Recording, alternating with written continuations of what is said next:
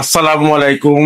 যেখান থেকে যে অবস্থায় দেখছেন বা শুনছেন সবাইকে স্বাগত জানাচ্ছি অ্যাডভোকেট ইশতিয়াক আহমেদ। আজকে যে বিষয়টি নিয়ে আলোচনা করছি তা গুরুত্বপূর্ণ, তা হচ্ছে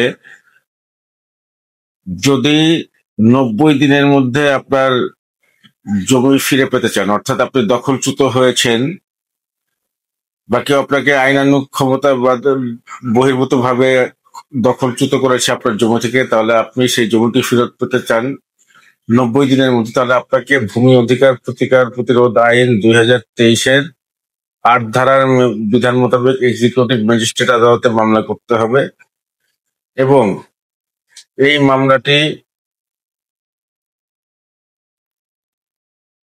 করার পরে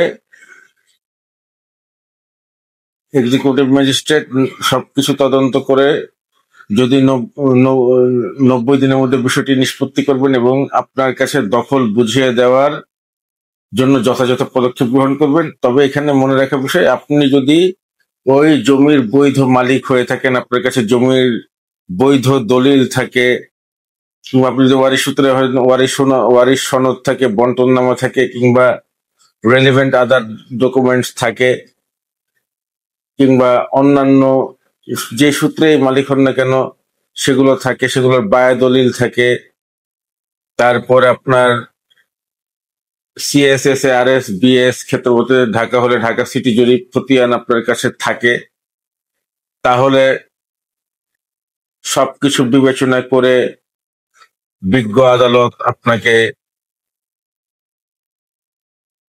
আপনার দখল বুঝিয়ে দিতে পারে। তবে আরেকটি জিনিস মনে রাখতে হবে, যদি কোনো এখতিয়ার সম্পন্ন দেওয়ানি আদালতে মামলা চলমান থাকে একই বিষয়ে, তাহলে এক্সিকিউটিভ ম্যাজিস্ট্রেট কোর্টের আদালতে 8 ধারার এই মামলা চলবে না। আজকের আলোচনা এতটুকুই। আপনাদের সুস্থতা কামনা করে বিদায় নিচ্ছি। আল্লাহ হাফেজ।